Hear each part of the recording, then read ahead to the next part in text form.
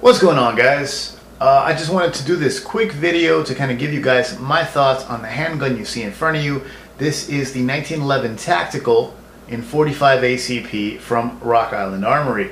Rock Island Armory, of course, their handguns. Rock Island is basically Armscor. Armscor is a Filipino company. These guns are manufactured in the Philippines. But over the last 10 years, they have garnered a following in the United States because they are producing what, in my opinion, is a very reliable, very quality, yet inexpensive GI spec 1911. Now, I say GI spec, I should say mil-spec. This is a traditional 1911. They do offer different levels of it. They do have a GI, which is the original GI mil-spec 1911. This right here is the tactical version. It goes up one, offering the Novak style dovetailed sights, skeletonized hammer, skeletonized trigger, and of course they all come with the ACT 8-round magazine. Now what I have in there, let's get right to that. Personally, I upgraded to a Wilson Combat 8-round magazine. We'll set that aside regardless, and of course, safety check, this gun is empty, so put it back down there. Now, I've had this gun for about a year or so, and when I say entry level, when I say affordable, you know, decently priced, I mean in the 400 and change category. I think you can get the GI models for about $380 or so. This is the tactical model, and I paid in the ballpark of $450. Bought it from Buds about a year ago, before things went crazy. And I'll tell you what, man, I really am impressed. Now, I had read a lot of stuff on the internet, on the forums about Rock Island. There are a lot of people that swear by them. There are a lot of people that say, you know, Armscor Rock Island 1911s are a great base for a custom build. There are people who say they are the best entry-level 1911 being produced. And, you know, in reading all that, I really didn't read too many negative things. So I decided to take the plunge. And since I wanted something that I could customize, I didn't want to go with the basic GI because I really wanted, you know, at the very least better sights. I went with the tactical. And like I said, I've had it for about a year or so, taken it to the range a few times. And I'll tell you what, man, I am really impressed with this Rock Island. Now, this is the newer logo. I think about a year or so ago, they changed their logo. This is the new roll mark. So this is newer production. And they do have, I think the newer tactical models come with an accessory Picatinny rail. This one obviously is the traditional 1911 look, which I prefer. But it does come with dovetailed Novak style sights. I really like these sights. The only downside is no dots, no markings. They are black sights, but they line up nice. They're good looking sights. Honestly, I haven't gotten around to it, but a little glow in the dark yellow paint on the front sight is all you will really need as far as, you know, the way I see things. That's all I'll need. They also come with the standard smooth wooden grips. I changed those out immediately for these double diamond checkered grips that I had laying around. I don't understand the point of smooth grips on any pistol. These double diamond grips are kind of cheapy grips, but they really do give you good grip on the handgun, and it is the traditional 1911 look. Aside from that, obviously, lowered and flared ejection port comes with the tactical. Like I said, skeletonized grip, skeletonized hammer, skeletonized trigger, and the extended beaver tail safety. Really does make for, let's see if we can line this up. Oh, safety. Really does make for a nice out-of-the-box pistol. Obviously, you're going to get, matter of fact, let me see if I can just show you, see the little bit of travel, not a lot. I think that's acceptable, and I really don't know how many pounds this is, but get a better grip on it. Forgive me, the camera mount right in front of my face is a little uncomfortable, but it breaks nice and clean. This is actually a very nice trigger out of the box. One more time. I know this isn't the best angle, but just to give you guys an idea, a little bit of travel. Take that up, and I won't say it breaks like glass, but damn close. That is a very nice trigger out of the box for a $450 pistol, ambi safety. And yeah, take a look at that.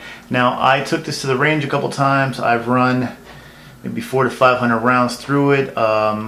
Most of it ball, of course, and I do have these Winchester hollow points. It fed everything without a miss. I have about 5 of those really cheapo imitation Colt 7-round magazines. Didn't have a problem with any of those. I had the ACT mag it came with, 8-rounder. Didn't have a problem with that. And this Wilson Combat, what is this? The EMP or whatever, EC, I forget what the hell this thing is called. This is the more foo-foo expensive Wilson Combat mag, and it ran perfectly with all that stuff. There you go. You can make that out, whatever that is. Yeah. So long story short, man, I am really impressed with the quality of this pistol. There are no rattles, no play. This thing is tight. This thing is snug. I had, my first 1911 was a Llama, Spanish-made, Spanish production, 1911 clone. For those who don't know, everyone knows them as Llama. It's actually pronounced Llama, which in Spanish means flame. But still, that was my first impression. That was my first experience with a 1911, and that was a rattly, clunky, clumsy gun. This thing is, in my limited experience with 1911s, this is what a 1911 should be. Smooth, parkerized finish, doesn't look like it's going to flake or come off at any point. Very nice, very even, very uniform, not splotchy at all. Once again, smooth, no issues, no rattles. I mean, this is, for $450, man, you cannot go wrong with this. Now, I'm not going to take it apart on camera because with this whole camera tripod setup, getting this thing apart would be kind of awkward. But I want to let you guys know the internals.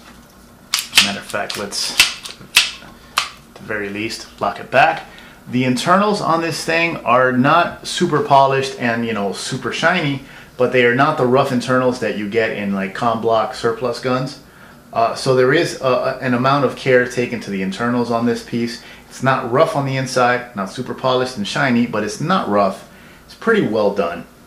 And once again, I mean, like I said, I took it to the range. This thing is accurate. This thing is on the money. And no rattles, no nothing. The finish doesn't look like it's going to come off or chip anywhere. I mean, for the money. For the money. And that's the point of this video. I know there's a lot of people out there who are considering these guns. Some of the guys who consider these guns may not know a lot about handguns to begin with. They just see the gun, see the price point, and say, hey, I might want to buy this. And there's a lot of guys who do know about higher end handguns and about 1911s, and they're kind of suspect, saying, I could get a really nice 1911 from these people for this money, but is it worth it? I'm going to tell you right now, it really is. And the best part, in my opinion, of the Rock Island 1911s is that they are all true to the original specs, the original GI mil-spec 1911, which means you can customize this thing so the cows come home, and everything is going to match up and fit. And I say that having the experience with the Llama, where there were some parts that were interchangeable with the classic John Browning design and some that were not. So with this gun, you will not have a problem. Everything should interchange and fit without a hitch. Once again, I ran, three different designs of magazines, 7 mags in total through it, different manufacturers of 230 grain ball ammo, no hitches, no hang-ups, no nothing. It ran smoothly, fluidly, and fed hollow points without a problem. Granted, in this current climate we have with availability issues and price hikes, I could not try more than this one type of hollow point design through it, but I honestly do not think that this thing would fail with, say, HSTs or gold dots or any other high-end hollow tip bullet designs. So yeah, that's not much more to say really. Packaging, just to kind of show you, it does come in these very simple plastic Rock Island box. And I don't even know where I have the original grips, otherwise I would have broke them out for the video just to show you, but they're smooth and they're wood and smooth grips. I know from experience in several handguns I've had in the past, smooth grips suck. You always want something that'll give you grip and purchase for better stability and grip during shooting, and of course, God forbid you ever actually have to use your handgun in a self-defense situation with sweat, with oil, with perhaps even rain and stress and adrenaline and your nerves kicking and everything going on. The last thing you need is a slippery grip. So the double diamond checkered grips work great on this thing, and there's not much else to say. One more time just to kind of give you a look at this thing. Matter of fact, before we go, let me lock it back one more time.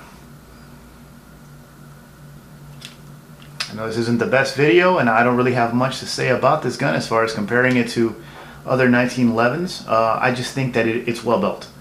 I've owned enough handguns and shot enough handguns over the years to really tell you this thing is stout, this thing is sturdy, this thing is well put together, and probably the best deal going right now for a reliable 1911 at a good price. So that's it, guys. Not much more to say. In all fairness, I was going to do 2 videos today. I wanted to do the cleaning video, breakdown and cleaning, but with this camera angle, taking down a 1911 without a bushing wrench, with the camera setup kind of in the way, becomes awkward and clunky, so I just decided not to do that and give you my thoughts on the Rock Island 1911 Tactical 45 ACP from Rock Island Armory, aka Arms Corps in the Philippines. And you know what? It's a winner. It's a winner. If you have any doubts, erase those doubts, get one. You will not regret it. This thing is accurate, this thing is reliable, this thing is sturdy, this thing is well built, and I can't say enough about it. Sure, it's not a $1,500 Kimber, it's not a $3,500 Wilson Combat, but it is a solid pistol, and it will not let you down. I will bet my life on this pistol, and I have quite some time now. So with that said, I'm gone, guys. If you're considering it, get it. You won't regret it, and thanks for watching.